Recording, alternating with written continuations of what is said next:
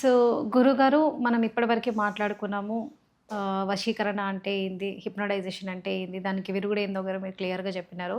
అయితే ఇప్పుడు భార్య భర్త, అన్న తమ్ముడు, అక్క చెల్లి, ఇలాంటి రిలేషన్లో చాలామంది కూడా మరుగుమందు అనేది ఇప్పుడు కొత్తగా వస్తుంది, మరుగుమందు పెడతారు. అసలు నిజంగా మరుగుమందు ఎందుకు పెడతారు, దాని పరిష్కారం ఏంది? ఇక్కడ మనము చూసుకున్నట్టయితే కనుక మరుగుమందు ఎన్నో రకాల కారణాల వల్ల పెడుతూ ఉంటారు. మరుగుమందు అనేది డ్రగ్ లాంటిది. అది అలవాటు అయిందనుకోండి, మనసు మైండే కాదు, బాడీ అవయవాలు అలానే నర్వ్స్ బ్లడ్ కూడా సర్క్యులేషన్ ఆగిపోతుంది డ్రగ్స్ లాంటిది ఇస్తే. ఇప్పుడు ఉన్నటువంటి గురు వ్యవస్థ ఎలా ఉంది అంటే మరుగుమందు అని చెప్పేసి అని డ్రగ్స్ ఇస్తున్నారు. ఎంతో కొంత డబ్బులు తీసుకొని డ్రగ్స్, నల్ల మందు డ్రగ్స్ అంటారు వాటిని, గంజాయి, నల్ల మందు, కొకైన్ ఇవంటాయి. ఇవి గురువులే దగ్గర నుంచి సేల్ అవుతున్నాయి. గురువులే అమ్ముతున్నారు లక్షల రూపాయలు, వేల రూపాయలు. ప్రతి గురువు అండి, ప్రతి గురువు మరుగుమందని డ్రగ్స్ అలవాటు చేస్తున్నారు. ఇది ప్రభుత్వాలు మరి ఏం చేస్తుందో తెలియదు, కానీ నాకు విరు రాష్ట్రాలే కాదండి, మన భారతదేశం మొత్తం కూడా గురువు అనేటువంటి వాడి దగ్గరే మనకి అన్ని రకాల మత్తు పానీయాలు దొరుకుతున్నాయి. ఇది మరి ప్రభుత్వం ఏం చేస్తుంది? ఒకటేనా అండి ఏది ఇప్పుడు మరుగుమందు? ఇప్పుడు అమ్మేది, ఇప్పుడు లేదు, ఇప్పుడు అమ్మేది మరుగుమందని డ్రగ్స్, కొకైన్ లాంటివి అలవాటు చేస్తున్నారు. గురువులు డబ్బులు తీసుకొని అవి అమ్ముకుంటున్నారు. అయితే మరుగుమందు అసలు దేనికి పెట్టేవారంటే, ఒకప్పుడు పురాణ కాలంలో కూడా ఉంది, ఈ రోజుల్లో మరుగుమందు అనేది కాదు, పురాణ కాలం కూడా మరుగుమందు అనేది ఉన్నది. ఏంటంటే భార్య మాట వినపోయినా, భర్త మాట వినపోయినా, చెడు వ్యసనాలకి బానిస అవుతున్నా ఆ కుటుంబ పొరుగు పోద్ది కాబట్టి మరుగుమందు పెట్టేసి వారి వయసును చేసుకుంటే కొన్ని రోజుల తర్వాత తీయించేవారు. అప్పటికి అలవాటైపోయారు భార్య భర్త. ఇక్కడ ఈ అవలక్షణాలకు కావచ్చు, ఈ అలవాట్లకు కావచ్చు, ఈ వాతావరణానికి కావచ్చు అలవాటైపోతారు. అలవాటైపోయిన తర్వాత తీయించేవారు. అప్పుడు ఆరోగ్య సమస్య వచ్చేది కాదు. పిల్లలు మాట వినకుండా గాలి తిరుగుతూ ఉంటారు.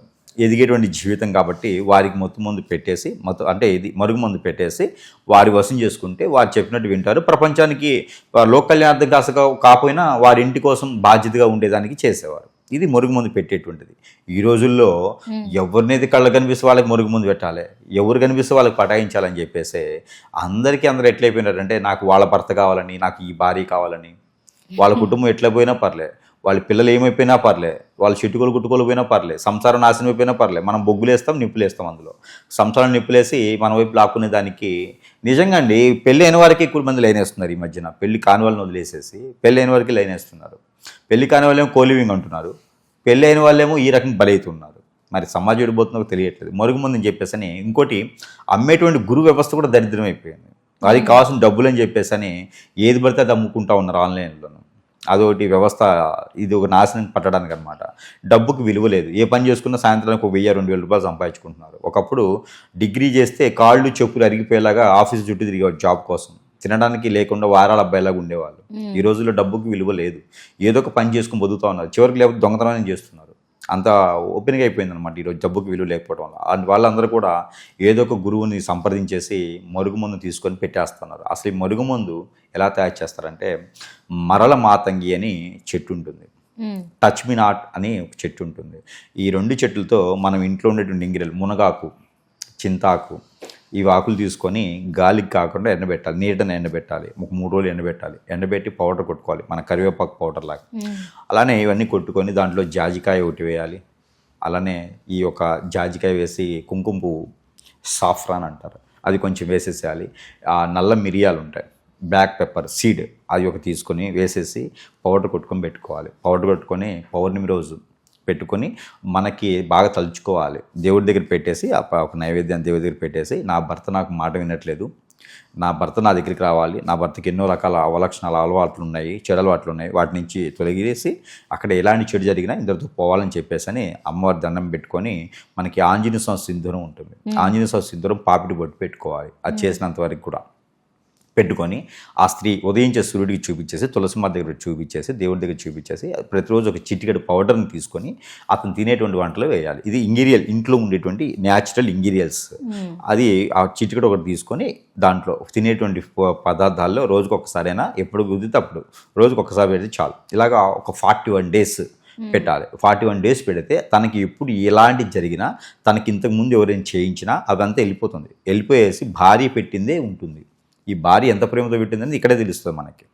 భార్య కూడా ప్రేమతోనే పెట్టాలి. భార్య కూడా స్వార్థం కోసం పెట్టకూడదు. స్వార్థం కోసం పెడితే పని చేయదు. ప్రేమగా పెడితే అప్పుడు మనకి ఇంగ్రీడియంట్స్ న్యాచురల్ అనమాట. వేరే వాళ్ళు చేశారు కదండి, వాళ్ళకి వెళ్ళిపోయారు కదా అంటే వాళ్ళు చేసిన డ్రగ్స్ లాంటివి పెట్టేసి మంత్రాలు వేరే మంత్రాలు చేస్తే ఆరోగ్యం చెడిపోతుంది. ఇది ఇంట్లో ఉండేటువంటి ఇంగ్రీడియంట్స్, దీనివల్ల ఆరోగ్యం కూడా చెడిపోదు.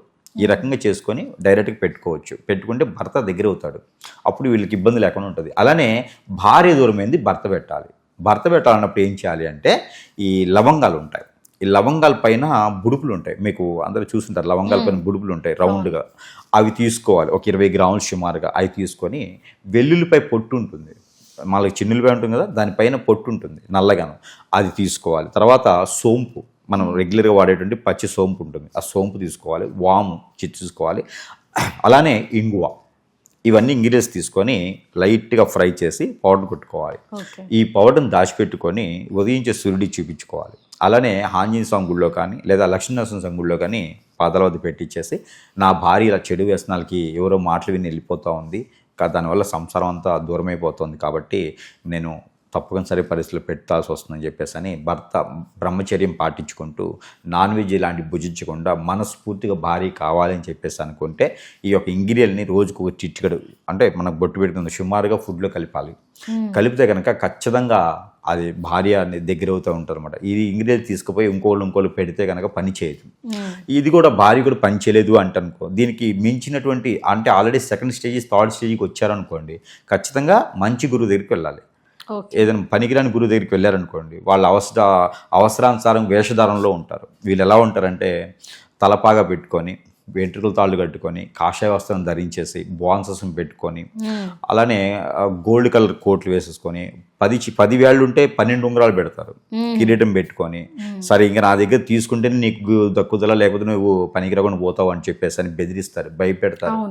సో వీళ్ళు ఇలాంటి గురువుల దగ్గరికి వెళ్ళారంటే మాత్రం ఖచ్చితంగా మనం ఉండలేము, ఇంకా అయిపోయినట్టే, మన జీవితం మొత్తం వాళ్ళ కాళ్ళ దగ్గర అయిపోయినట్టే. ఇంకోటి ఉంటాడు, వాళ్ళు ఏంటంటే పాదాలకు సేవ చేయమంటారు, పాలు తీసుకొచ్చి నా పాదాల సేవ చేయండి మీ పాపాలన్నీ పోతాయి అని వాడు పాపాలు కట్టుకుంటాడు. అలాంటి కట్టుకొని ఏందండి దాదాపు 25 ఎకరాల భూమిని లాగేశాడు అట్లాగా గురువు, పాదాల సేవ చేయించుకొని 25 ఎకరాలు లాగేశారు ఏపీలో.